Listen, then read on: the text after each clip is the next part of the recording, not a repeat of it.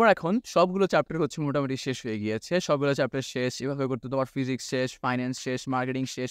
সবগুলো চ্যাপ্টার মোটামুটি এভাবে তোমার হচ্ছে শেষ হয়ে গিয়েছে। এখন ফাইনালি তুমি কিভাবে বুঝতে পারবা যে তোমার আসলে আদৌ প্রিপারেশনটা কেমন হয়েছে?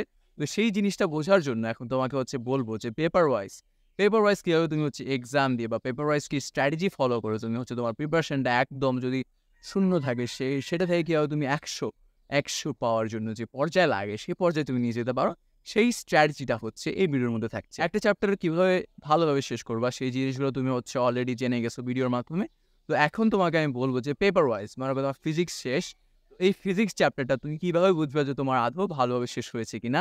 তার জন্য হচ্ছে বিস্তারিত জিনিসগুলো থাকবে হচ্ছে এই ভিডিওতে। প্রথমে তুমি যে কাজটা করবা সেটা হচ্ছে যে একটা চ্যাপ্টার তোমার অনেক ভালোভাবে শেষ, তুমি পরীক্ষা দিয়ে এনালাইসিস করে সুন্দরভাবে অনেক ইমপ্রুভমেন্ট করে ফেলেছো।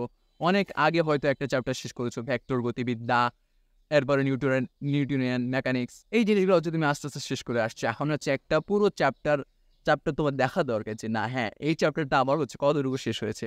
তো এতটুকু শেষ করার জন্য আমি তোমাকে বলব যে ঢাকা বোর্ড ২০২৪ যেই কোয়েশ্চেনটা আসছে, মেইনলি এখন তোমাকে আমি বলব তুমি এইচএসসি পরীক্ষা দাও। এইচএসসি পরীক্ষা কোথাও দাও বা যে এসসি দাও বা জেএসসি দাও, নিজের বাসায় বসে হচ্ছে এক্সামটা দাও।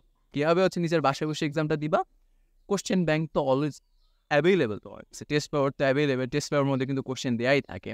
তো জিনিসটা একটু কষ্টকর, বাট তুমি যদি করো, বাট এখান থেকে যে সমুদ্রের মিষ্টি ফল তুমি পাবে সেটা আসলে বলার অপেক্ষা রাখে না। তো তার জন্য তোমাকে আমি বলছি যে ঢাকা বোর্ড ২০২৪ বা ২০২৩ বা ২২ যেকোনো একটা কোয়েশ্চেন নিয়ে তুমি শুরু করবা। শুরু করার পরবর্তীতে একটা এক্সাম দিতে বসে যাবা। একটা এক্সাম হয় লিটারালি হচ্ছে গিয়ে ৩ ঘন্টার একটা এক্সাম হয় বা ২ ঘন্টার একটা এক্সাম হয়। তার জন্য সিকিউর জন্য যে টাইম বরাদ্দ, এমসিকিউর জন্য যে টাইম বরাদ্দ, ওই টাইমগুলো তুমি ধরে নিবা।